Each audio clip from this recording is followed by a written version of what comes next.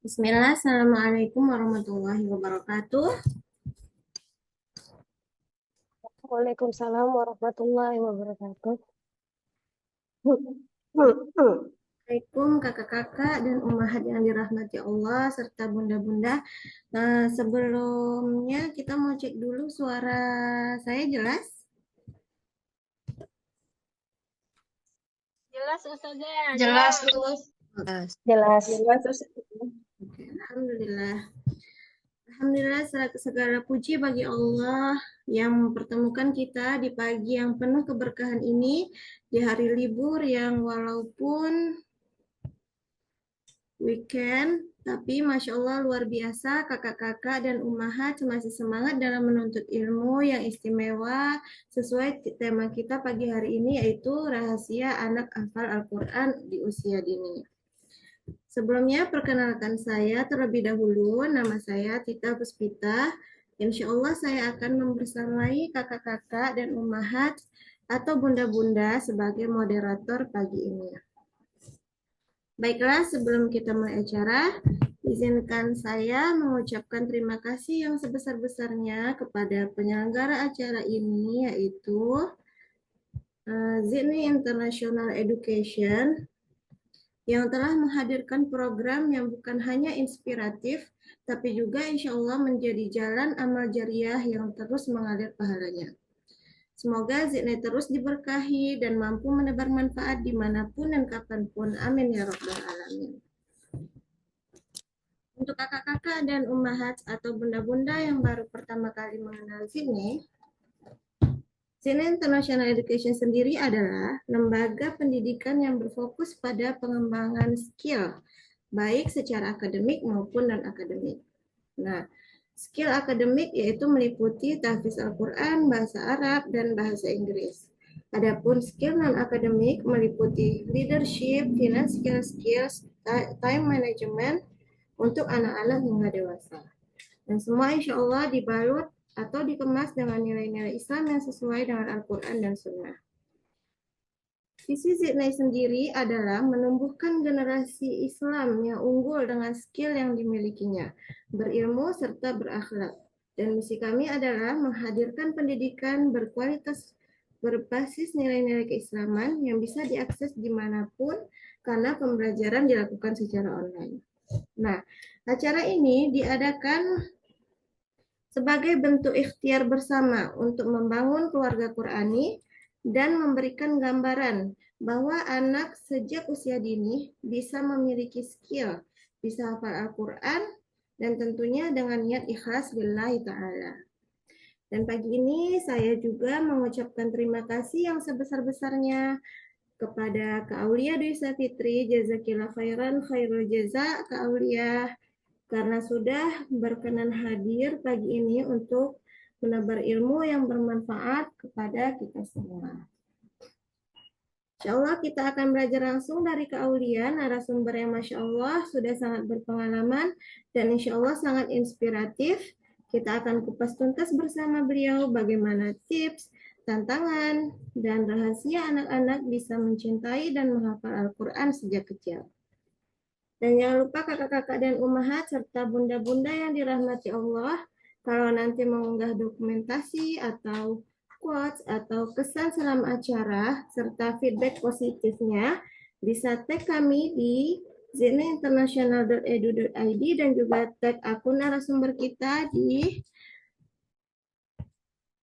Aulia Dwi 14. Tentunya kami sangat senang dan bersyukur bisa melihat antusiasme kakak-kakak, bunda-bunda, serta ummahat semua. Baiklah, sebelum kita mulai acara, kita berdoa meminta kemudahan dan kelancaran kepada Allah. Allahumma la sahla illa ma ja'altahu sahla wa anta taj'alul hazna in syi'ta sahla. Kepada Kak Aulia di Safitri, fa'alaiha faltatafaddali mashkura.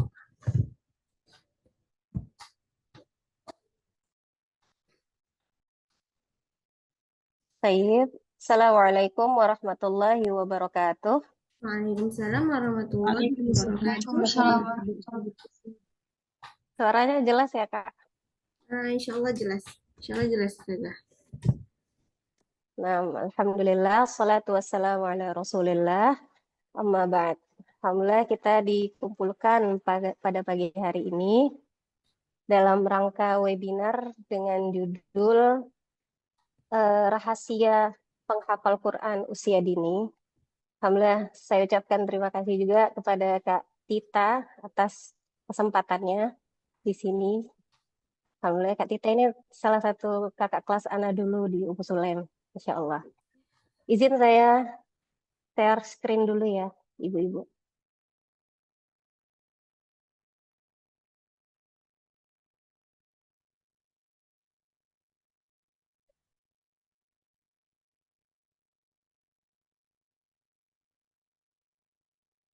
Oke. Sudah nampak screen ini, Kak? Sudah, insya Allah sudah.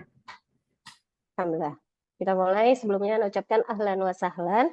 Selamat datang kepada para peserta dan terima kasih sudah meluangkan waktunya di hari ini untuk mendatangi webinar kali ini. Semoga yang kita bertemu pada hari ini bermanfaat, diberikan kemudahan oleh Allah dan diberikan keberkahan oleh Allah. Nah, amin.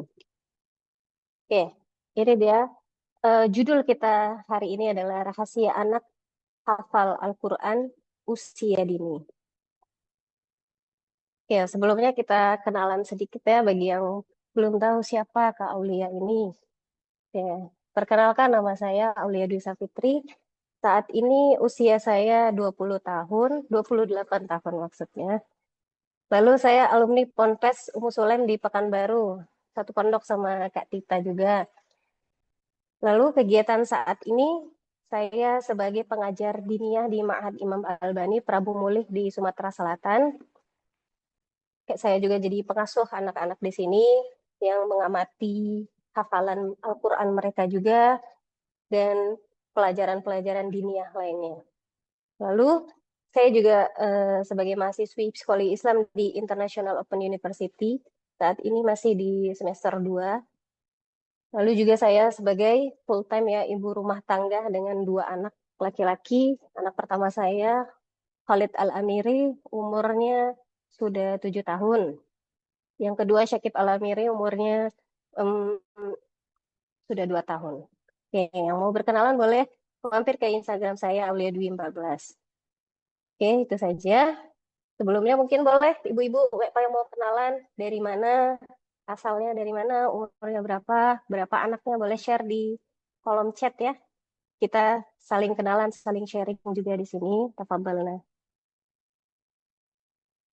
Ya, sebelumnya juga saya ingin memulai pertanyaan. Sebelum kita mulai, kira-kira apa harapan ibu-ibu terhadap anak-anak dalam menghafal Al-Quran? Jadi sebelum kita mulai, kira-kira saat ini apa harapan ibu-ibu ketika anak-anak menghafal Quran? Apa harapannya ke depannya? Apa yang ibu harapkan dari anak ketika menghafal Al-Quran? Boleh share melalui raise hand boleh, atau boleh juga di kolom chat ya. Silakan, tafadhalna.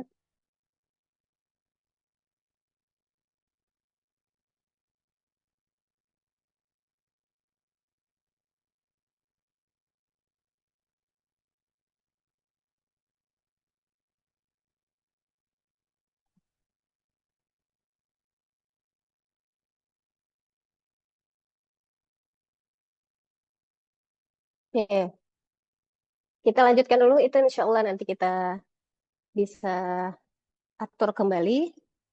Yang pertama, kita mulai dari keutamaan menghafal Al-Quran. Keutamaan menghafal sebelum kita mengetahui, sebelum kita memulai bagaimana cara menghafal Al-Quran, kita juga harus mengetahui apa itu keutamaan menghafal Al-Quran. Keutamaan yang pertama adalah Al-Quran itu sebagai penawar, sebagai syifa dan rahmah. Wa nunazzilu minal Qur'ani ma huwa syifa'u wa rahmah. Dan kami turunkan Al-Quran sebagai syifa, penawar dan rahmah bagi orang-orang beriman. Wala yazidu lidzalimina illa khasara. Akan tetapi Al-Quran bagi orang-orang zalim itu tidaklah bertambah kecuali dengan kerugian. Jadi Al-Quran itu bisa menjadi penawar bagi orang-orang mukmin, tapi bisa juga menjadi kerugian kalau Al-Quran itu tidak bermanfaat bagi dia. Kenapa? Karena Al-Quran itu pada hari kiamat itu bisa menjadi hujjah laka au hujjah alaika. Dia bisa menjadi penyelamat kita, atau bisa jadi dia juga sebagai apa, penggugat kita. Jadi apakah Al-Quran itu yang kita hafal bermanfaat atau tidak, itu tergantung nanti apakah dia bisa menjadi hujjah laka am alaika. Makanya Al-Quran itu bisa menjadi penawar bagi orang mukmin dan juga bisa menjadi kerugian bagi orang-orang zalim. Lalu Al-Quran dibuat mudah untuk dihafal. Laqad yassarna Al-Quran lidzikri fahal mim muddakir. Allah mudahkan Al-Quran itu dibuat untuk dihafal. Jadi siapa saja bisa menghafalnya. Baik itu orang tua, baik itu anak-anak, baik itu laki-laki, perempuan, itu semuanya bisa menghafal Al-Quran. Coba ibu-ibu bandingkan dengan membaca koran atau majalah satu halaman saja. Kira-kira apakah bisa menghafalnya satu halaman tanpa kurang satu kata pun, tanpa kurang satu huruf pun? Pasti sangat sulit. Tapi Al-Quran itu bisa. Bahkan anak-anak pun bisa menghafalnya satu halaman dengan kata yang persis, dengan kalimat yang persis, dengan Al-Quran itu diturunkan dari 1400 tahun yang lalu. Lalu, begitulah cara Allah menjaga Al-Quran, ya, karena Allah sendirilah yang menjaga Al-Quran. Dengan apa? Dengan menanamkannya di hati-hati kaum muslimin. Jadi Al-Quran tidak akan pernah hilang karena Allah yang menjaganya di hati-hati kaum muslimin. Al-Quran akan selalu dihafal, akan selalu diamalkan.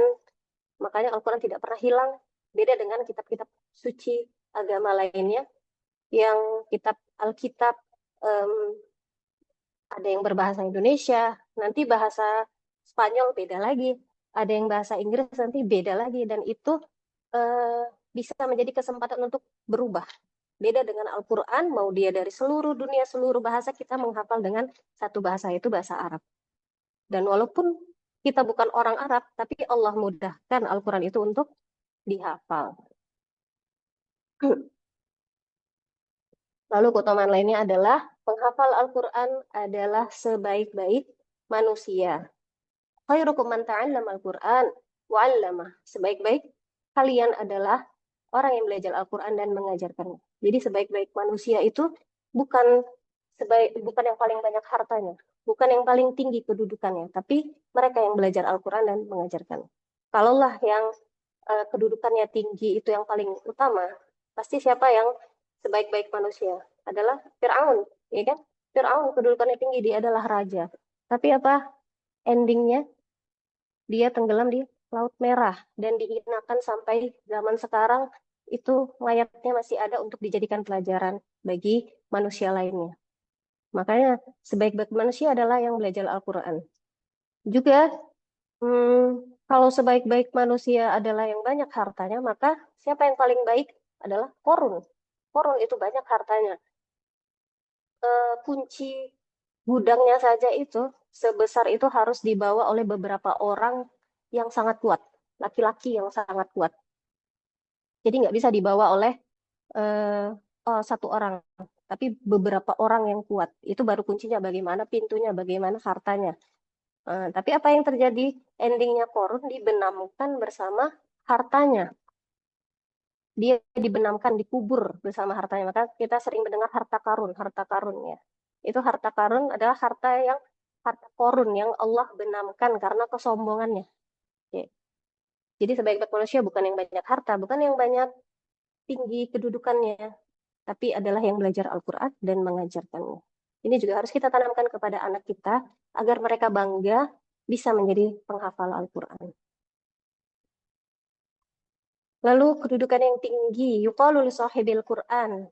Pada hari kiamat nanti akan dikatakan kepada penghafal Al-Quran, Iqra wartaqi, bacalah dan naiklah, warattil, dan tartilkanlah sebagaimana kamu membacanya di dunia. Fa inna manzilatak, sesungguhnya kedudukanmu inda akhir ayat takra'uha. Kedudukanmu di akhir ayat yang kamu hafal, yang kamu baca. Jadi membacanya tidak boleh lihat Quran, sesuai dengan hafalannya masing-masing. Jadi naik satu ayat, membaca satu ayat, naik satu ayat. Begitu seterusnya sampai di akhir yang dia baca. Jadi ini juga kita tanamkan juga untuk selalu murojaah, ya, penting. Jadi jangan pernah menghafal, tapi kita hafal dan sampai saat ini harus bisa membacanya kembali. Karena nanti di akhirat nanti akan dites nih, sampai mana nih hafalannya, ya kan? Apakah dia mengingatnya atau dia hanya pernah menghafal, pernah menyetorkan, tapi pada akhirnya melupakannya. Hmm. Jadi kedudukan kita yang tinggi nanti di akhirat bukan yang paling banyak harta, bukan yang paling tinggi kedudukannya di dunia, tapi di akhirat nanti sebatas mana ayat yang kita baca, yang kita hafalkan, itulah kedudukan kita nanti di surga. Wallahu a'lam. Lalu kita juga menjadi keluarganya Allah, Ahlul Quran. Innalillahi ahlin. Sesungguhnya Allah mempunyai keluarga minan nas dari kalangan manusia. Qalu, para sahabat bertanya, man hum ya Rasulullah? Siapa itu wahai Rasulullah? Qal ahlul Quran hum ahlullah wa khassatuh. Yaitu ahlul Quran dan ahlul Quran adalah keluarga Allah dan hamba pilihannya. Ya, ini masya Allah sekali keutamaan yang sangat besar. Siapa yang tidak ingin diakui sebagai keluarga Allah dari kalangan manusia? Kita aja kalau di presiden ya, kita diakui keluarga oleh presiden itu bangganya bukan main. Apalagi ini kita diakui keluarga oleh Allah, masya Allah, di antara manusia. Jadi kita harus bangga menjadi penghafal Al-Quran. Dan kita tanamkan itu juga kepada anak kita. Kita akan menjadi keluarganya Allah loh, nak. Kita akan diakui oleh Allah. Siapa yang tidak mau, siapa yang tidak bangga. Lalu selanjutnya kita akan diberikan mahkota dan pakaian yang bercahaya. Man qara Al-Quran. Barang siapa yang membaca Al-Quran, wa ta'allama, wa amila bihi. Ingat, membaca tidak hanya membaca Al-Quran, tidak hanya menghafalkannya, tapi juga mengkajinya, membaca tafsirnya, lalu wa'amilah, dan mengamalkan. Ini yang penting. Jadi yang paling penting dari menghafal Al-Quran tidak hanya menghafal seberapa banyak menghafal, oh anakku lebih banyak hafalan daripada anakmu, bukan seperti itu, tapi seberapa bisa dia mengamalkan eh, apa yang dia hafal, apa yang dia pelajari dari Al-Quran. Apa itu bisa waliduhu, akan dipakaikan kepada kedua orang tuanya yaumal qiyamah, pada hari kiamat, tajan min nur, mahkota dari cahaya. Masya Allah. Jadi bagi orang yang membaca Al-Quran, yang mengamalkannya, nanti orang tuanya akan diberikan mahkota yang bercahaya, mahkota dari cahaya. Mahkota mana di dunia ini yang dari cahaya? Mahkota di dunia paling mahal mungkin dari emas, dari berlian. Tapi dari cahaya. Yang cahaya ini, dhau'uhu misla dhau'is syams. Yang cahaya ini seperti cahaya matahari, seterang itu. Wa yuksa waliduhu hullatain, dan akan dipakaikan kedua orang tanya dua pakaian. La taku malahuma dunia, yang tidak bisa dinilai dengan dunia. Jadi pakaian di dunia berapa biasa paling mahal? Merek branded apa yang paling mahal? 100 juta, 200 juta. Kalau di akhirat nanti kita akan dipakai pakaian yang dunia dan isi-isinya tidak bisa membelinya.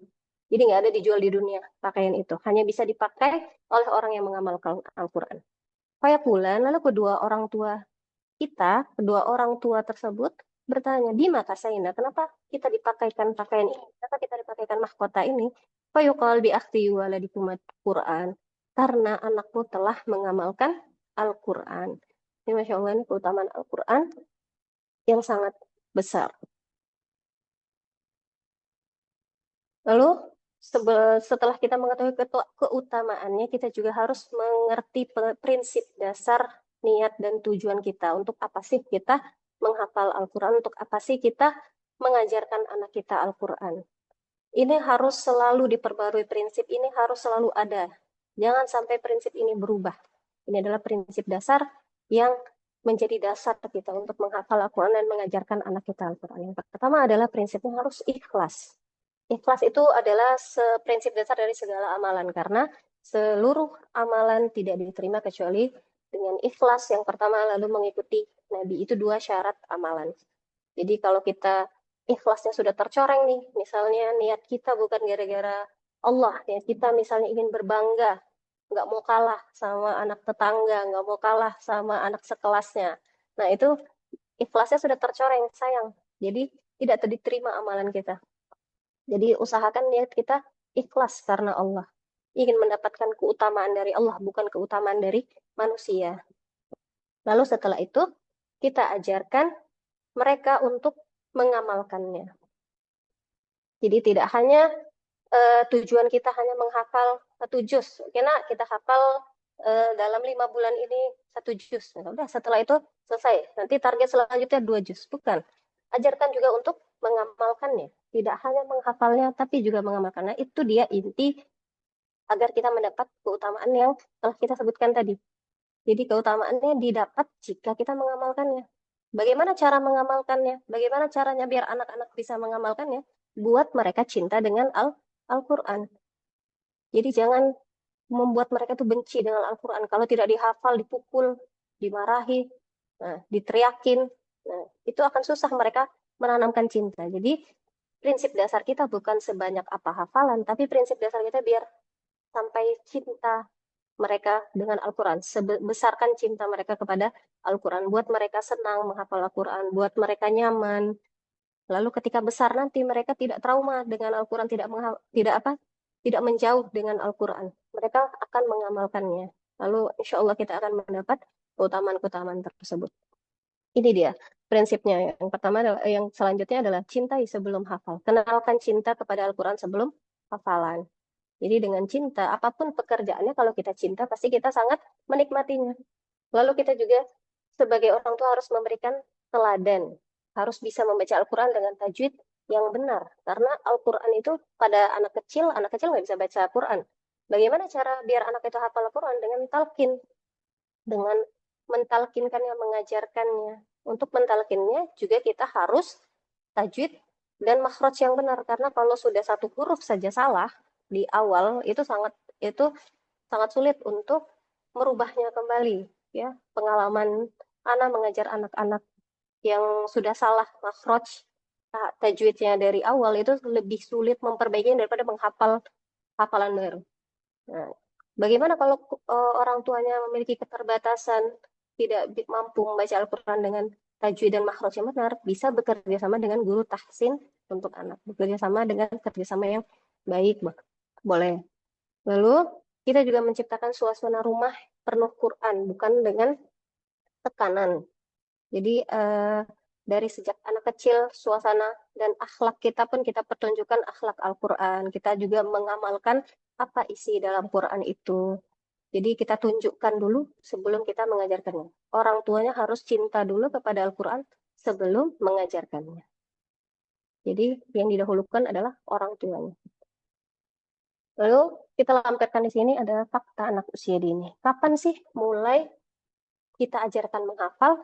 Nah, jadi sejak anak itu sebenarnya bisa berbicara, anak sudah bisa memulai misalnya berbicara Umi, bicara Abi, itu sudah bisa kita mulai menghafal Al-Quran. Kita mulai dengan memperdengarkan hafalan sambil dia bermain, sambil dia belajar, sambil dia susun balok, susun puzzle, bisa kita perdengarkan Al-Quran. Nah, pada saat usia anak-anak, daya ingat bersifat tetap jika telah mencapai usia 4 tahun. Selanjutnya akan mencapai daya ingat terbesar pada usia 8 sampai 12 tahun. Nah, pada saat usia inilah daya menghafal bisa memuat banyak materi hafalan sebanyak mungkin. Jadi kita tajamkan dulu otak anak itu sejak dini. Kita latih mereka pelan-pelan dari sekarang untuk menghafal Al-Quran. Lalu pada usia dini ini juga neuroplastisitas otak sangat tinggi. Jadi otak itu seperti spons yang menyerap apapun yang dia dengar. Pada usia dini ya, pada usia anak 3 sampai 7 tahun, itu bisa menyimpan dan mengulang informasi dengan sangat cepat. Makanya kalau kita sering melihat anak-anak banyak hafal apa tuh lagu-lagu dangdut, lagu-lagu TikTok yang lagi viral. Kenapa mereka bisa cepat menghafal? Kenapa? Karena yang dia dengar sehari-hari di rumah seperti itu. Karena otak mereka seperti spons, menyerap apa saja. Jadi sayang kalau apa isi penyimpanannya disimpan dengan hal-hal yang kurang bermanfaat. Ya, usahakan kita selalu menanamkan Al-Quran agar yang diserap otaknya adalah Al-Quran. Anak mudah meniru intonasi, pola suara, pengulangan, dan membuat hafalan Quran lebih mudah dibanding usia remaja atau dewasa. Jadi bedanya anak kecil dan orang dewasa ya, anak kecil lebih mudah untuk diajarin makhraj, diajarin huruf, diajarin intonasi, pola suara itu lebih mudah anak-anak menirunya karena mereka masih seperti sponge. Beda dengan otak orang dewasa atau otaknya orang-orang yang sudah tua. Anak juga pernah mengajar ibu-ibu yang sudah tua itu sangat sulit. Beliau membedakan huruf za, huruf sa, huruf ta bagi dia semuanya sa. Itu karena otaknya mungkin sudah menurun kinerjanya. Beda dengan anak kecil. Jadi usahakan kita yang menajamkan otak mereka sejak dini agar ketika dewasa mereka sudah bisa lebih mudah untuk menghafal dan memahami agama. Anak usia dini seperti alat perekam yang merekam segala yang ia dengar. Nah, jadi ibu-ibu ini kita harus perhatikan apa yang kita katakan, apa yang kita perdengarkan dari mereka. Usahakan perdengarkan hal-hal yang baik, perdengarkan Al-Quran karena mereka seperti alat perekam. Kadang mereka merekam yang kita udah lupa, mereka bisa tiba-tiba ngulangin apa yang kita apa bicarakan.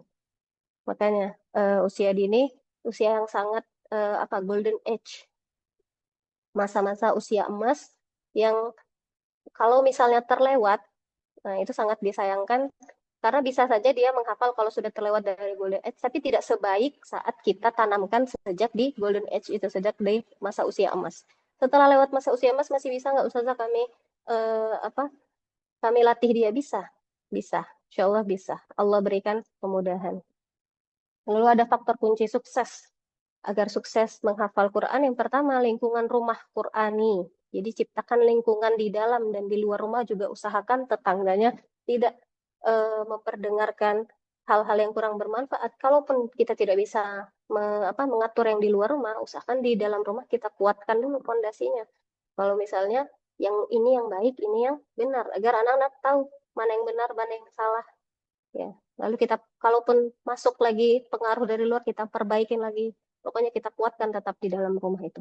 Lalu konsistensi, istiqomah itu juga penting. Lebih baik sedikit yang konsisten daripada banyak tapi setelah itu malas, ya kan? Ahabbul a'mal ilallah adwamuha wa in qalla.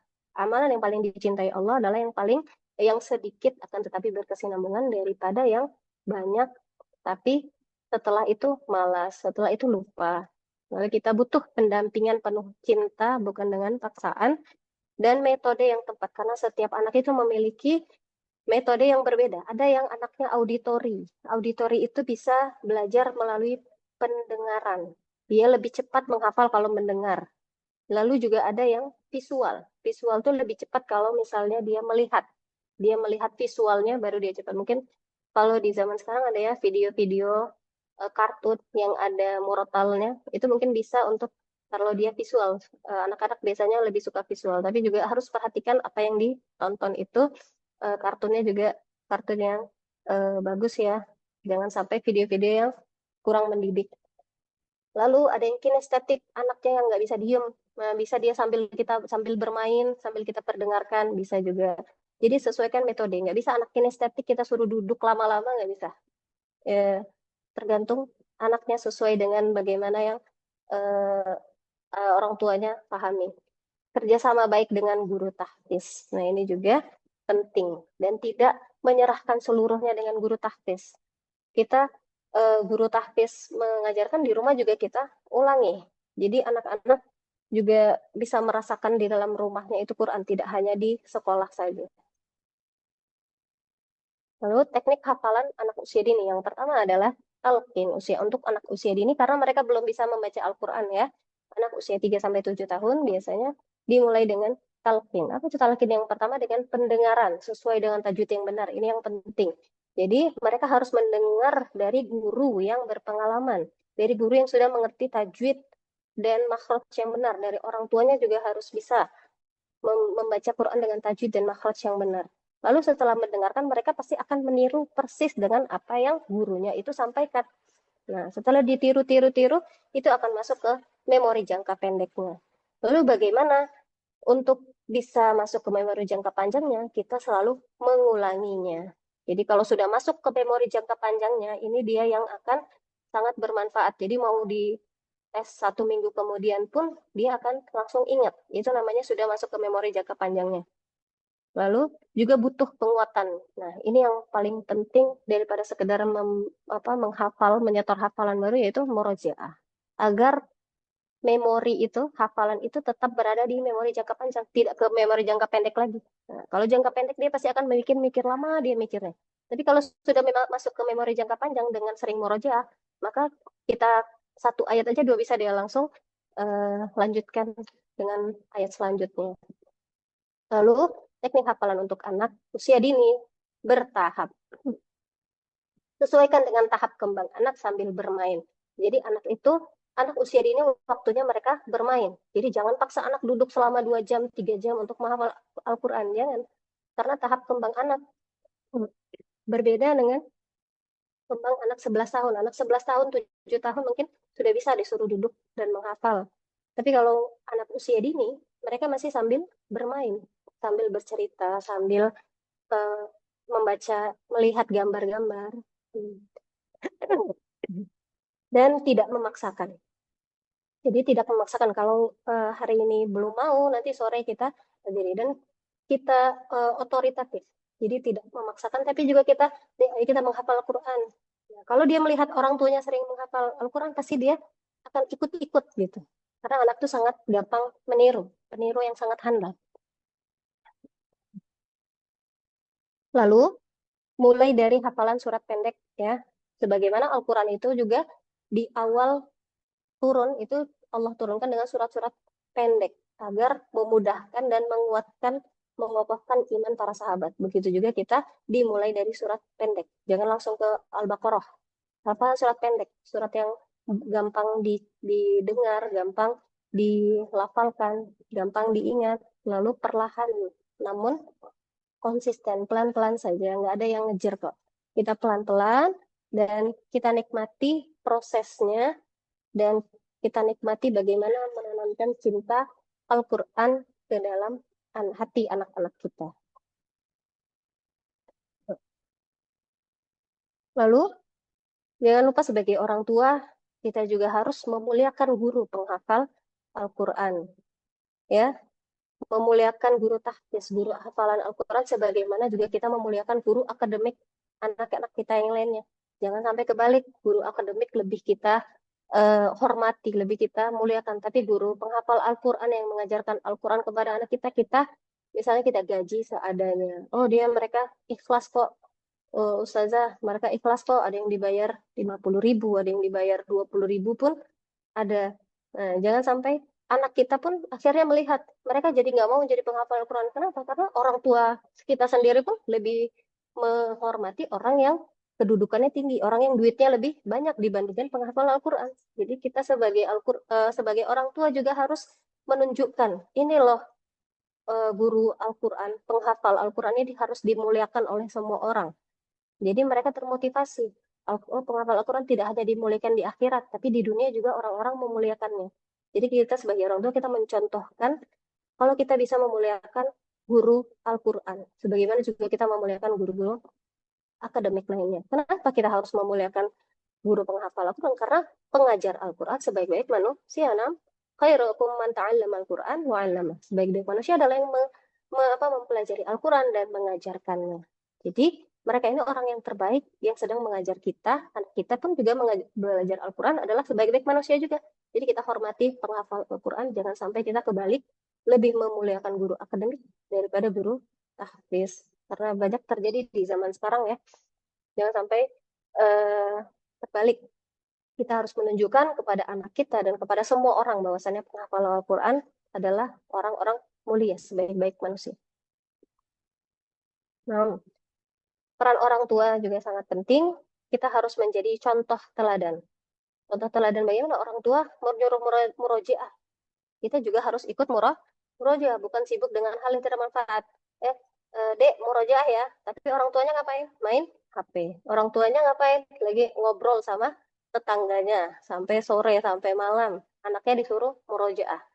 Nah, itu yang kurang mencerminkan teladan yang baik. Jadi orang tua juga kalau menyuruh juga harus melakukan. Konsistensi lebih penting daripada kuantitas, itu yang kita sebutkan tadi, istiqomah itu lebih penting daripada banyak-banyakan hafalan dalam satu hari tapi setelahnya dia lupakan. Lalu juga menciptakan rumah dan lingkungan Qur'ani.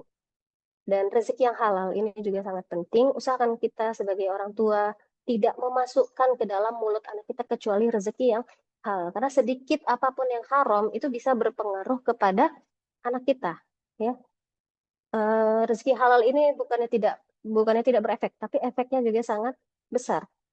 Bisa jadi dosa yang kita lakukan itu Allah balas bukan ke kita, tapi ke anak kita. Kita lihat anak kita eh, membangkang, susah disuruh, misalnya nakal, itu jangan salahkan kemana-mana dulu. Jangan salahkan gurunya, jangan salahkan teman-temannya. Tapi kita introspeksi diri, dosa apa yang sudah kita lakukan ya, gitu. Apa yang membuat Allah murka gitu sampai kita diberi ujian seperti ini. Karena tidak semua anak ya yang gampang diatur. Nah, usahakan juga kita selalu beramal solih, sholat, sholat sunnah, sholat wajib, lalu amal sedekah dengan niat agar anak kita dimudahkan, anak kita menjadi anak yang soleh dan menjauhi dosa. Karena ketika menjadi orang tua, dosa-dosa itu yang bertumpuk itu ya tadi bisa jadi tidak dibalas ke kita, bisa bisa jadi dibalas ke anak kita, bisa jadi dibalas menjadi anak yang nakal. Jadi kita harus selalu introspeksi, selalu bertaubat, selalu beristighfar dan memasukkan rezeki yang halal ke dalam rumah kita karena itu sangat berpengaruh kepada akhlak anak-anak kita. Lalu dalam menghafal Quran juga kita memiliki banyak tantangan. Tantangan yang pertamanya juga ada rasa bosan dan malas. Manusiawi ya, apalagi anak-anak kita suruh hafalan terus pasti dia bosan dan malas. Bagaimana solusinya? Kita variasi metode. Kalau hari ini kita menghafal di rumah, mungkin kita besok menghafal ke taman yuk, gitu kan. Kalau hari ini kita bermain ini, kita besok kita bermain yang lain. Jadi ajak menghafal sambil bermain karena tumbuh kembang anak-anak, mereka itu otak mereka berfungsi, otak mereka berkembang saat mereka bermain pada saat kecil ya. Beda kalau udah umur 14 tahun, udah remaja, kalau bermain terus itu tidak boleh. Itu mereka sudah bisa didisiplinkan dengan cara tertentu. Tapi kalau masih kecil, jangan dipaksakan. Mereka waktunya bermain, masih kecil itu. Waktunya mereka bermain, tapi kita juga maksimalkan potensi mereka dalam menghafal. Lalu gadget. Gadget inilah tantangan terbesar bagi ibu-ibu zaman sekarang ya. Jadi jangan sampai kita itu diatur oleh anak kita. Kita yang harus mengatur anak kita. Gadget hanya boleh pada hari ini, hanya boleh berapa menit. Nah, setelah itu mau anak itu nangis, mau anak itu marah-marah, jangan pernah kasih. Jadi jangan sampai kita yang diatur anak. Oh, anak marah-marah kita kasih lagi. Dan terus harus istiqomah. Kalau hari ini peraturan begini, besok juga harus begitu. Jangan hari ini begini, besok berbeda dan luangkan waktu hadir. Jadi kebanyakan anak-anak tenggelam bersama gadget. Kenapa? Karena kurangnya waktu hadir bersama anak-anak. Jadi mereka lebih menyukai gadget karena gadget ada teman-teman online. Mereka apa membalas apa yang disampaikan oleh anak kita. Sementara kita terkadang tidak membalas apa yang tidak berinteraksi. Nah, jadi pentingnya berinteraksi agar anak-anak tidak lama berinteraksi dengan gadget. Lalu kalau tantangan yang kurang motivasi, bisa kita berikan kisah inspiratif anak-anak hafiz, kita kasih kisah-kisah anak-anak menghafal Al-Quran. Niatnya bukan untuk membandingkan, tapi untuk menginspirasi dan mendorongkan semangat kepada anak-anak kita. Oke, eh, seperti mengasah pisau. Jadi kita mengajarkan anak-anak hafalan Quran dari kecil itu seperti kita mengasah pisau. Ada anak yang sekali asah bisa langsung hafal, yang bisa langsung memotong apapun. Ada anak yang juga butuh usaha berkali-kali baru bisa. Jadi tidak semua anak itu sama, tidak bisa dibandingkan, ya kan? Jangan bandingkan anak kita dengan anak tetangga, jangan bandingkan anak kita dengan teman-teman sekelasnya, tapi bandingkan anak kita dengan bagaimana dia sebelumnya. Nah, kemarin biasanya kita hafal 2 ayat gitu atau 3 ayat, tapi kemarin cuma hafal 1 ayat. Nah, hari ini kita hafalkan lebih banyak ayat. Jadi bandingkan dengan diri mereka sebelumnya, bukan bandingkan dengan orang lain. Lalu setelah otak terbiasa, setelah otak terasah, sudah tajam nih pisaunya. Ke depannya akan lebih mudah, bisa mereka memotong apapun, ya kan? Bisa memotong hafalan ini, surat ini dipotong, dibablas. Itu kalau sudah tajam otaknya. Jadi untuk mengasahnya itu memang perlu usaha. Karena Allah telah memudahkan Al-Quran. untuk dihafal. Nah, walaqad yassarnal Qur'ana lidzikri. Allah mudahkan Al-Quran dihafal. Semua orang pasti bisa. Allah akan mendatangkan kemudahan fa inna ma'al usri yusra. Lalu kita perlu bersabar dan berdoa. Jangan buru-buru lihat hasil. Nikmati proses menanam cinta dalam Al-Quran. Oke, kita harus bersabar sebagai orang tua pasti tidak mudah untuk menuju kebaikan, meniti jalan kebaikan, menghafal Al-Quran bersama anak. Oke, tapi jangan buru-buru, baru seminggu menerapkan apa yang dikatakan Ustazah langsung stres. Kok nggak ada perubahan gitu kan? Jangan buru-buru, nikmati proses kita, nikmati prosesnya. Karena proses kita tujuannya bukan sebanyak apa hafalan anak kita, tapi seberapa cinta anak kita dengan Al-Quran. Karena mendapat keutamaan yang besar, mendapatkan mahkota, mendapatkan dua pakaian yang dari cahaya, mendapat kedudukan yang tinggi, mendapat menjadi keluarga Allah, itu keutamaan yang sangat besar. Lalu butuh juga pengorbanan yang sangat besar. Jadi butuh pengorbanan yang sangat besar untuk mendapatkan keutamaan yang besar. Jadi hadiahnya bukan hadiah piring ya, hadiahnya adalah hadiah keutamaan yang sangat besar. Makanya pengorbanan yang besar juga. Lalu kita selipkan kisah inspiratif dari Imam Bukhari. Mungkin kalau ibu-ibu sering baca hadis diriwayatkan oleh Imam Bukhari. Siapa itu Imam Bukhari? Imam Bukhari ini adalah anak yatim. Jadi sejak bayi itu dia sudah nggak punya ayah. Dia dibesarkan hanya ibunya. Dan ibunya ini juga mencintai Al-Quran. Jadi ibunya harus mencintai Al-Quran dulu sebelum anaknya. Nah, kebanyakan kalau di zaman sekarang dinasehatin oleh ibu-ibunya dinasehatin. Mereka jawabnya apa ibu-ibunya? Oh, tergantung bapaknya, tergantung suaminya. Nah, hanya mengandalkan suami. Padahal Imam Bukhari bagaimana dia bisa menjadi imam? Hanya dengan ibunya tanpa bapaknya.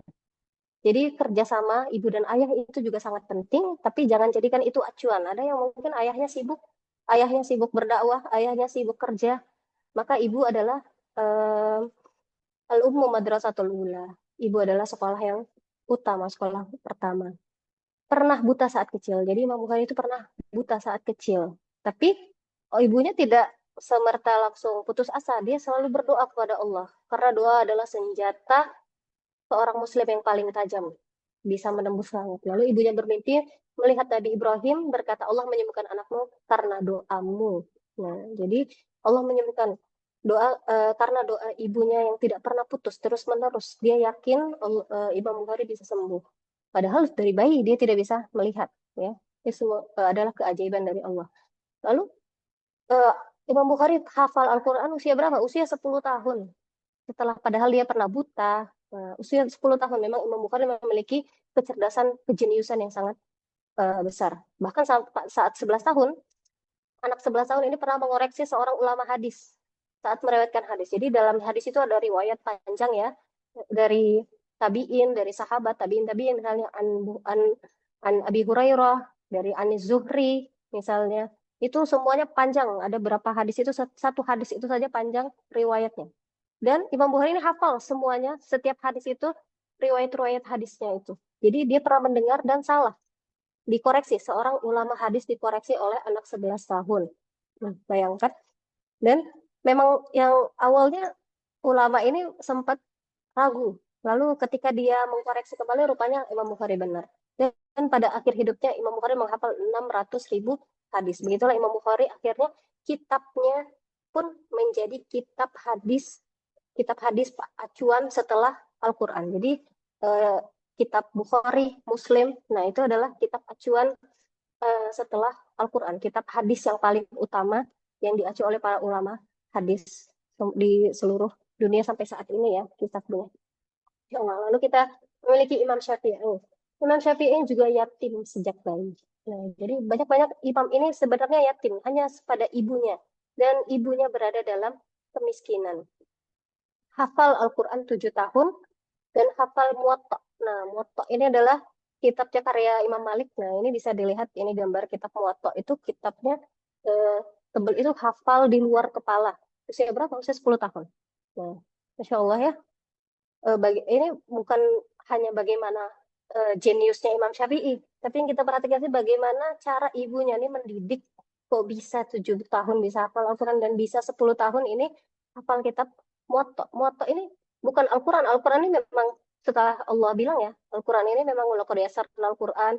Al-Quran ini memang mudah. Jadi 7 tahun hafal Al-Quran mudah.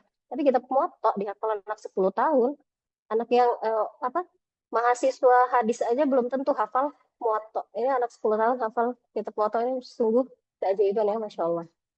Lalu bagaimana juga usaha ibunya agar Imam Syafi'i ini bisa menuntut ilmu? Ibunya pindah dari Gaza ke Mekah. Jadi dia hijrah untuk mendapatkan di sana lebih banyak alim ulama yang bisa apa, menuntut ilmu anaknya. Jadi zaman dulu kan belum ada belajar online, belum ada apa, ilmu-ilmu online. Kalau belajar harus didatangi langsung. Jadi bagaimana seorang ibu berusaha untuk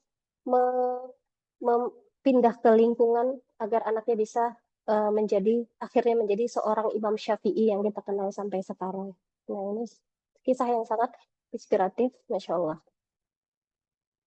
Lalu, kalau tadi kisah dari imam-imam, ini adalah kisah dari Indonesia.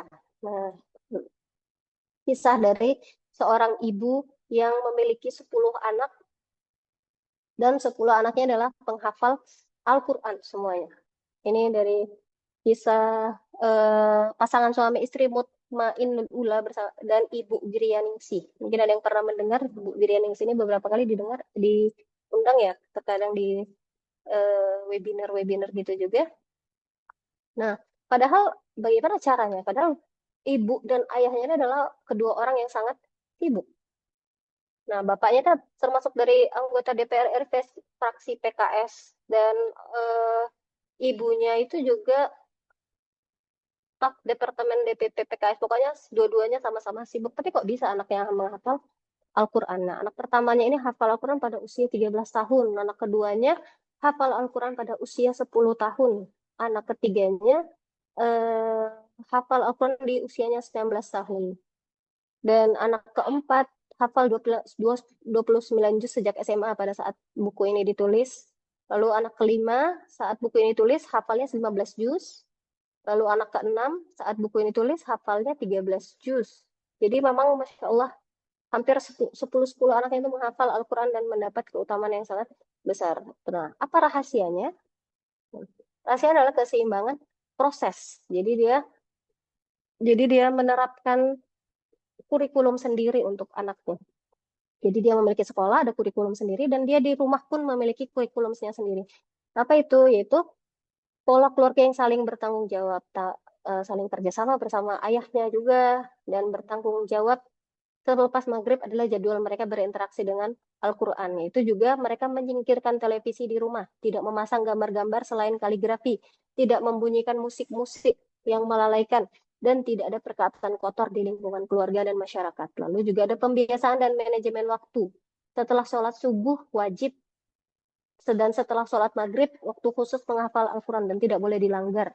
Nah, terus juga nanti ketika anak yang sudah hafal Quran ini mengajarkan adik-adiknya lagi. Jadi setiap anak sulung memiliki satu adik untuk dibimbing. Nah, jadi seperti itu. Jadi tidak hanya saudara-saudara tapi juga saudara yang saling mengajarkan kepada kebaikan. Jadi itu dia em, kisah-kisah inspiratif yang bisa menginspirasi ibu-ibu semua dalam menghafal Quran.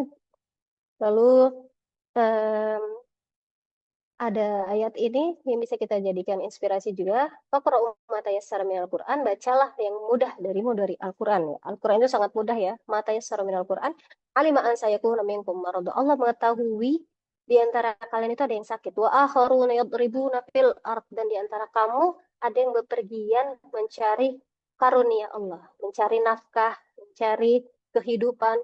Wa akharuna yuqatiluna fi sabilillah, dan sebagian kalian ada yang berjuang di jalan Allah. Faqra'u ma tayassara min, dan bacalah apa yang mudah. Tetap walaupun memiliki kesibukan seperti itu, tetap Allah katakan bacalah apa yang mudah dari Al-Qur'an. Allah tahu bahwasanya setiap orang memiliki kondisi berbeda, ya kan? Ada yang disibukkan orang tuanya sibuk dengan mencari nafkah, membimbing anaknya banyak, tapi tetap memberi jalan. Kalau orang tuanya mau, pasti Allah akan memberi jalan untuk mendekat lewat Al-Quran sesuai kemampuan. Ya, barakallahu fiikum. Nah, ini saja materi kita hari ini. Semoga bermanfaat. Karena kembalikan lagi ke kita. Barakallahu fikum. Mungkin ada pertanyaan. Boleh ditulis di kolom komentar. Ya, nah, Masya Allah, Barakallahu fiik, Kak Aulia Dwi Sapitri. Alhamdulillah, pagi ini insya Allah kita banyak menerima ilmu yang bermanfaat ya dari Kak Au ya. Baik ibu-ibu boleh, ummahat, bunda-bunda, kakak-kakak yang ingin bertanya boleh hmm, boleh bertanya secara langsung ataupun raise hand atau bisa juga lewat chat. Silahkan jika ada pertanyaan terkait dengan materi kita pagi ini. Insya Allah cukup di 2 pertanyaan saja ya, karena mengingat keterbatasan waktu yang kita miliki. Tafadhalna.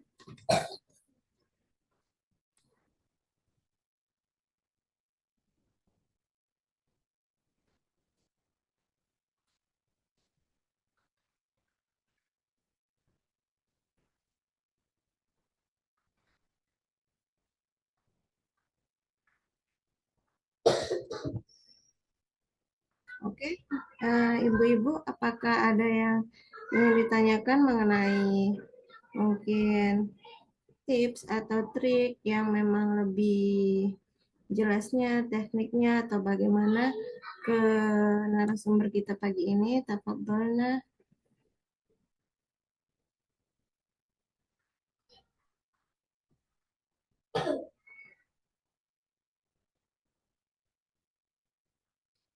Ini Kak Au, ada yang bertanya dari Kak Tria Monika. Ustazah, bagaimana tips untuk menghentikan tontonan anak yang tidak mendidik? Sekarang lagi viral contohnya kayak anomali-anomali itu. Nah, itu Kak Au pertanyaannya. Nah, terima kasih pertanyaannya kepada Ibu Ria Monika. Ustazah, bagaimana tips menghentikan tontonan anak yang tidak mendidik? Memang lagi viral, contohnya anomali-anomali ya, tung-tung-tung sahur. Nah, itu memang sangat viral. Bagaimana caranya? Ya, caranya adalah dari bagaimana orang tuanya menyikapinya. Apalagi apa saat anak mengatakan tung-tung sahur malah diketawain, atau coba apalagi dites lagi, apalagi gitu kan. Tapi apakah atau orang tuanya malah melarangnya? Oh, Dek, itu nggak baik, jangan ngomong gitu lagi, itu tidak bermanfaat. Ya, jadi memang dari orang tuanya kita yang harus bagaimana cara kita mendidik anak. Atau dari mana nih mereka tahu? Kalau dari HP, maka kita eh, kita filter lagi tontonan anak kita lagi. Kita lihat apa yang mereka tonton. Nah, jadi tidak boleh menonton kalau jauh dari orang tuanya. Kalau nonton harus dekat dari orang tua. Jadi kita memantau apa yang ditonton oleh anak-anak. Atau kalau misalnya dari teman-temannya. Kalau dari teman-temannya berarti kita tidak bisa memantaunya ya. Mungkin kita bisa sampaikan, Dek, kalau yang ini ya bagus gitu kan. Gak boleh kita eh, mengatakan hal-hal yang tidak bermanfaat, itu nggak bermanfaat. Jadi tergantung bagaimana ketegasan dari orang tua masing-masing. Jadi intinya orang tua harus tegas, jangan sampai kalah dengan anak. Nah, mungkin itu saja. Wallahu alam. Oke, pertanyaan kedua Kak Au dari Kak Ranti Susilawati. Bagaimana menghadapi anak kita yang cepat menghafal tetapi cepat pula lupa? Dan kalau diajak murojaah, dia lebih senang nambah hafalannya. Ya, mungkin anak-anak memang lebih seneng nambah-nambah hafalan ya, pengen banyak-banyakan sama kawannya. Tapi kita juga jelaskan lagi kepada anak kita bahwasannya muroja itu lebih utama. Jangan sampai kalau yang anak terapkan ke anak, kalau misalnya dia belum lancar surat itu tidak boleh menambah ke surat lain. Jadi ada syaratnya. Boleh nambah, boleh banyak-banyakan. Berarti kalau dia pengen nambah-nambah hafalan, berarti dia harus semangat juga murojaahnya. Jadi harus diterapkan syarat-syaratnya. Kalau mau nambah hafalan, boleh. Tapi harus lancar dulu surat yang terakhir kakak hafal gitu misalnya. Nah, wallahu alam. So, Oke, ini ternyata banyak pertanyaan dari chat nih Kak Au. Mau kita habisin atau gimana nih Kak Au? boleh saja kita baca aja. Boleh Kak, kita baca aja. Bismillah, ini pertanyaan dari Kak Triana Ariskalia. Bismillah, Ustazah mau tanya, kalau untuk membiasakan anak bersama dengan Al-Quran, misal di waktu subuh, misal anak masih malas-malas, tetap dipaksa atau gimana Ustazah? Anak usia 3 dan 5 tahun. Kalau untuk usia 3 tahun mungkin kalau dipaksa untuk subuh juga mungkin belum ya, karena mereka juga belum diwajibkan untuk sholat. Sholat ya, sholat kan anak diwajibkan itu dimulai dari 7 tahun. Dimulai dari 7 tahun mereka sudah diwajibkan. Nah, jadi usahakan sesuai dengan Islam pun tidak mewajibkan dari umur 3 tahun ya. Umur 3 tahun nggak dipaksa sholat. Jadi kita pun sebagai orang tua tidak memaksakan anak untuk kalau masih 3 sampai 5 tahun. Kita sesuaikan dengan bagaimana Islam. Islam mewajibkan sholat umur dari 7 tahun ya. Kita ajak dia sholat. Nah, setelah itu, setelah mereka sholat dulu yang penting. Setelah mereka sholat itu bisa, subuhnya sudah pas, baru setelah itu kita ajak dia murojaah. Jadi kita utamakan yang wajib dulu. Kita kita eh, usahakan sholatnya dulu sudah sholat wajibnya sudah pas waktunya mereka bisa bangun subuh, kita latih dulu. Setelah itu baru kita ajak mereka hafal Quran pada saat subuh. Mungkin 3 sampai 5 tahun kita tunggu dulu, kita kita nasihati dulu pelan-pelan, kita beri contoh dulu. Nah, biar nanti ketika mereka umur 7 tahun mereka bisa lebih mudah. Nah, wallahu a'lam bishawab. Atau mungkin bisa dicarikan waktu lain selain subuh mungkin ya Kak Aw ya. Mm-mm. Jadi tidak harus subuh, boleh. Mm-mm.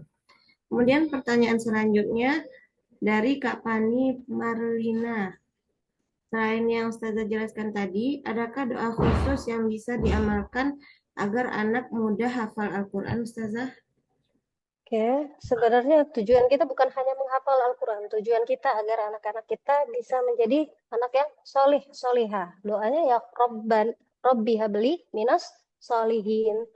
Robbi habli minas solihin. Robbi hablana min azwajina wa dzurriyyatina qurrata a'yun. Nah, itu juga termasuk doa-doanya agar anak kita menjadi keturunan kita menjadi soleh, bisa menjadi penyejuk mata. Kalau sudah soleh, pasti ketika kita suruh hafal Al-Quran, pasti dia akan mudah. Kita suruh dia sholat, pasti akan mudah. Jadi kita patokannya adalah anak kita agar menjadi soleh, lalu setelah itu bisa menjadi penghafal Al-Quran. Jadi seperti itu. Nah, barakallahu fiik. Oke, pertanyaan selanjutnya ini dari Kak Lestari Lydia Ayu Saputri. Ustazah, bagaimana jika kita sudah menciptakan lingkungan Qurani di dalam rumah, namun ketika ke rumah saudara ataupun neneknya, malah diberi tontonan kartun-kartun yang ada musiknya. Apakah kita harus menjauhkan anak kita dari saudara tersebut? Karena memang jika di rumah terbawa tantrum karena diberi tontonan. Oke, terima kasih pertanyaannya ya. Ini juga menjadi dilema bagi ibu-ibu ya, yang sudah menerapkan aturan yang ketat di rumah. Tapi ketika ke rumah neneknya, sekali ke rumah baru seminggu udah langsung terbang semua aturannya begitu ya. Kalau untuk ini mungkin bisa kita kuatkan dulu karakter mereka di rumah. Kita katakan nanti kalau di rumah nenek begini begini begini harus dengarkan Umi. Nah, biasa nenek itu memang lebih memanjakan cucunya, ya kan, kalah kita ibunya daripada neneknya. Biasanya memang seperti itu. Tapi kalau anak pribadi juga begitu, anak tetap berikan mereka nasihat gitu. Kalaupun mereka masih penonton kartun, mungkin bisa kita apa ajak ke tempat yang lain kalau misalnya begitu, tapi tetap dengan adab, tidak tidak menurunkan adab kita kepada orang tua dan kepada keluarga kita, karena kita sebagai penuntut ilmu, kita harus menunjukkan akhlak dan adab kita juga kepada keluarga. Dengan adab yang baik, insya Allah bisa masuk kepada orang tua. Nah, barakallahu fiik. Oke, ini ada Kak Haryati Ivani yang Raisan mungkin mau bertanya langsung. Tafadhali Kak Haryati Ivani di unmute mic-nya. Ya, Assalamualaikum Ustazah. Waalaikumsalam warahmatullahi wabarakatuh. Ustazah, Ana mau bertanya. Jadi saat Mm-mm. ini usia anak saya itu 4 tahun 10 bulan. Nah, anak saya tipe auditory, mudah menghafal ketika sering mendengarkan murotal. Namun di sisi lain saya juga ingin anak saya itu memperkuat makharijul hurufnya dan juga gunnah beserta tajwid dengan menyelesaikan Iqra. Tapi sampai saat ini masih di Iqra 3 dan sedikit sulit untuk mengajak anak untuk rajin membaca Iqra, Ustazah. Anak saya lebih suka mendengarkan murotal. Jadi bagaimana ya Ustazah ya? Karena di sisi lain juga saya khawatir melewatkan golden age anak saya. Apakah harus berbarengan menghafal dengan mendengarkan murotal ditambah dengan membaca Iqra atau harus menyelesaikan bacaan Iqra dulu sampai selesai lalu dilanjutkan menghafal Al-Quran. Nah, Ustazah, seperti itu pertanyaan saya. Ya, terima kasih pertanyaannya. Ibu Haryati, umurnya anaknya tadi berapa? 4 tahun 10 bulan, Ustazah. Untuk 4 tahun, kalau misalnya masih membaca Iqra 3 itu masih sudah sangat baik, Ibu ya. Jadi tidak perlu dipaksakan untuk selesai Iqra dulu baru menghafal karena bisa berbarengan. Karena bisa juga dengan metode talqin sesuai dengan auditori anak tersebut ya. Jadi nggak perlu harus diselesaikan Iqra dulu baru menghafal Al-Quran, nggak perlu karena anak-anak itu juga bisa menghafal Quran melalui talqin. Talqin bisa melalui orang tuanya, bisa melalui video, bisa melalui guru dan itu sangat bagus. Jadi jangan hanya membatasi membaca Iqra saja tapi tidak menghafal Al-Quran karena dua hal itu bisa dijalani dengan berbarengan. Nah, barakallahu fiik. Ustazah, pertanyaan kedua, apakah saya boleh bertanya lagi, Ustazah? Boleh. Nah, pertanyaan kedua, Alhamdulillah saat ini anak saya sudah hafal sampai surah Al-Fajr. Namun setiap murojaah atau anak saya sedang bermain dan murojaah mandiri, sering sekali saya dengar bacaannya itu lari-lari Ustazah ke surah yang lain karena ada beberapa ayat yang mirip begitu Ustazah. Bagaimana ya Ustazah ya supaya hafalan anak saya itu tidak lari-lari begitu saja ke surah yang lain karena banyak yang mirip begitu saja. Ya, mungkin solusinya bisa diputar. Jadi eh, diputar satu hari itu satu surat saja. Di satu surat diulang-ulang saja. Jadi fokus pada satu surat, baru kita lanjut ke setelah dia bisa surat ini sudah masuk ke memori jangka panjangnya, maka setelah itu baru kita lanjutkan surat 5. 1 minggu pun nggak apa-apa kita putar satu surat itu dulu. Jadi nggak perlu kita putar dari juz 30 ya, dari surat An-Nas sampai An-Naba. Bisa kita fokus satu surat aja dulu dalam seminggu. Setelah sudah masuk nih ke memori jangka panjangnya, setelah dia lancar, nggak ada terbalik-balik lagi, baru kita ke surat selanjutnya. Jadi perlahan aja, pelan-pelan, nggak apa-apa, itu sudah sangat baik ya, sudah sangat banyak hafalannya, sudah sampai Al-Fajr, umur 4 tahun, barakallahu fiik, Ibu. Na'am Ustazah, jazakillah khair. Oke. Oke, selanjutnya pertanyaan dari Kak Nida Syahida. Bismillah mau tanya, kalau anak yang sudah mulai Al-Quran tapi belum lancar sekali, bagaimana cara mengajari hafalan Al-Qurannya?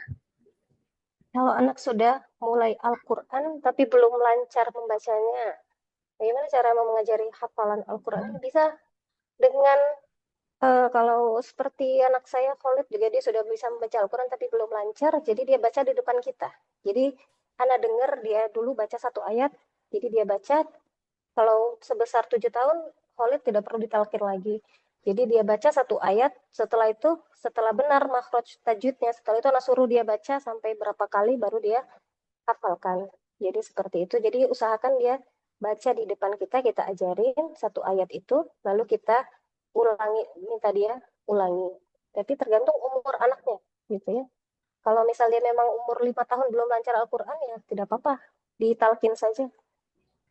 Mengajari Al-Quran bisa dengan Iqra, ya, sesuai di Iqra. Jadi ada tahapan kalau di Iqra itu ya. Kalau belum lancar di Iqra 1, jangan langkah ke Iqra 2. Lancarkan dulu Iqra 1, baru kita lanjut ke tahap selanjutnya. Jadi begitu, barakallahu fiik. Oke, selanjutnya pertanyaan dari Kak Siris Tantani. Ustazah, berapa lama optimalnya mentalkinkan anak usia 3 tahun? Jika anak tidak mau mengikuti dan malah lari-lari, apakah harus diikuti terus atau disudahi saja?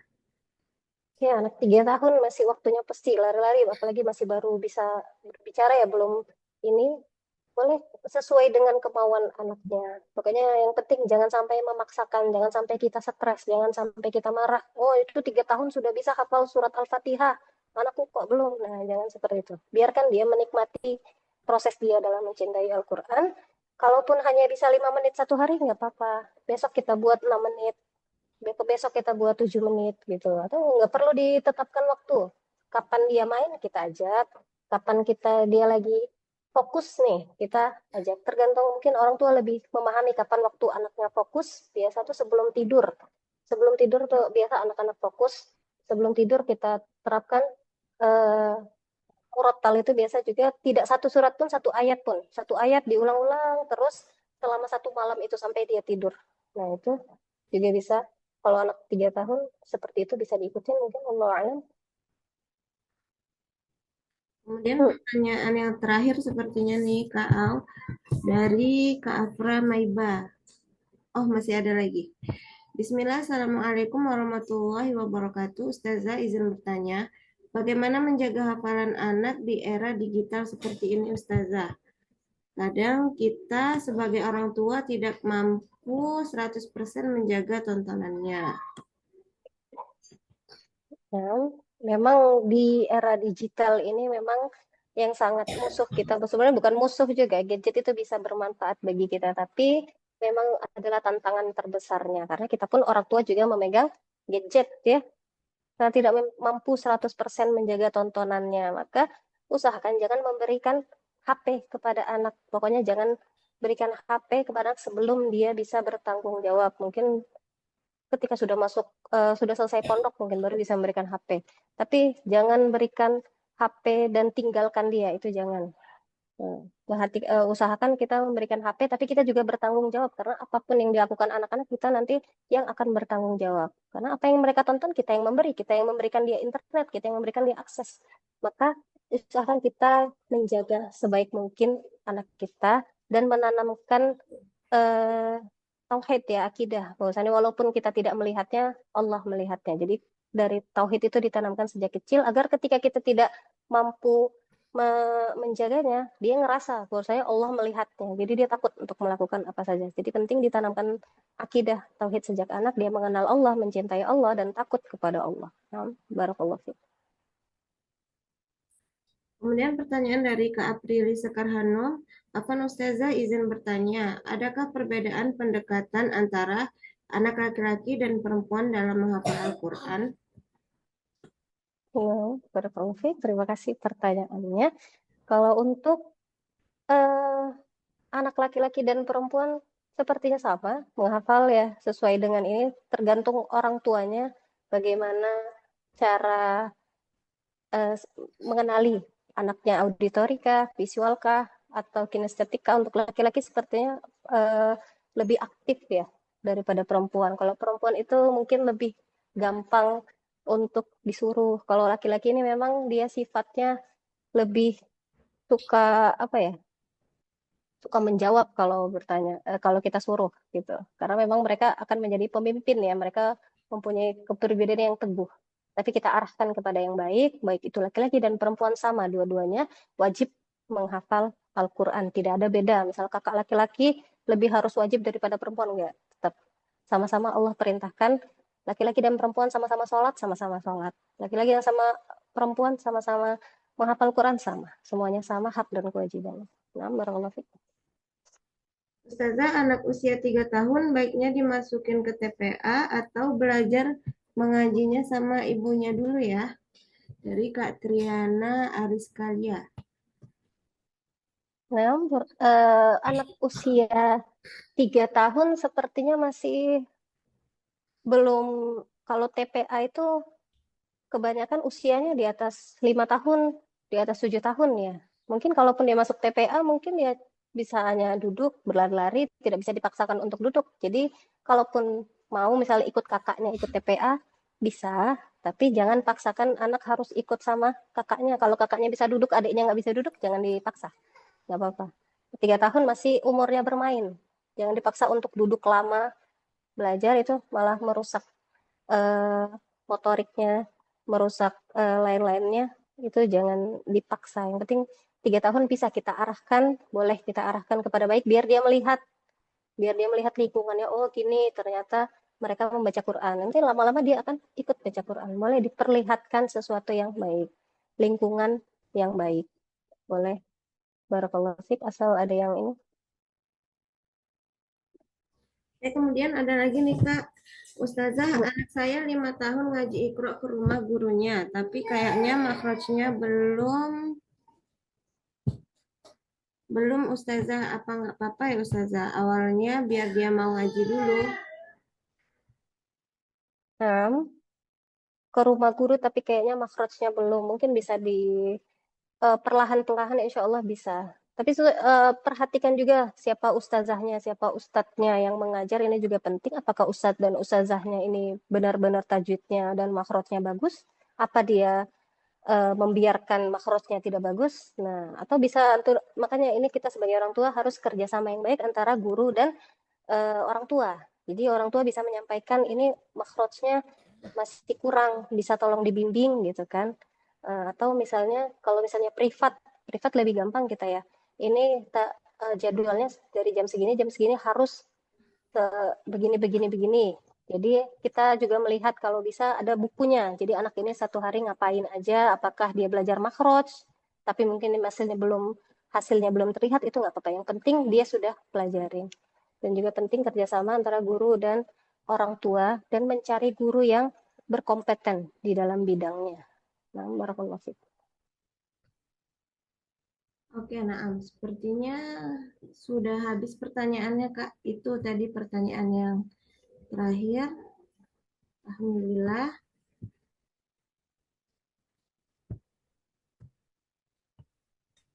Oke, Alhamdulillah tak terasa kita sudah sampai di penghujung acara. Terima kasih sebesar-besarnya kami ucapkan kepada seluruh peserta, kakak-kakak, umahat, bunda-bunda yang telah mengikuti webinar kita pagi ini dari awal hingga akhir. Dan tentu saja jazakillah khair wa barakallahu fiik. Kami ucapkan kepada narasumber kita tercinta, Kak Aulia Dwi Sapitri, atas ilmu dan inspirasinya yang luar biasa pagi ini. Semoga setiap untayan kata yang beliau sampaikan menjadi amal jariah yang terus mengalir dan semoga kita semua bisa menerapkan ilmunya dalam kehidupan nyata bersama buah hati tercinta. Oke, kami juga ucapkan terima kasih kepada para media partner yang turut mendukung acara ini, juga kepada Zena International Education sebagai penyelenggara yang semoga terus bisa menghadirkan program-program bermanfaat demi terwujudnya generasi Quran yang unggul, berilmu, dan berakhlak. Dan kami juga memohon maaf apabila selama acara ini terdapat kekurangan atau hal yang kurang berkenan. Semoga Allah ridho atas ikhtiar kecil kita hari ini. Jangan lupa untuk membagikan kesan, dokumentasi, dan ilmu yang didapat di media sosial dan tag akun znainternational.edu.id serta Aulia Dwi 14 supaya semangat kebaikan ini menyebar lebih luas lagi. Insya Allah sampai jumpa di program-program inspiratif Zidne berikutnya. Saya Tita Puspita selaku moderator pamit undur diri. Assalamualaikum warahmatullahi wabarakatuh. Waalaikumsalam warahmatullahi wabarakatuh. Terima kasih Kak Tita. Oke, boleh. Silahkan ditutup Zoom-nya, Mahat.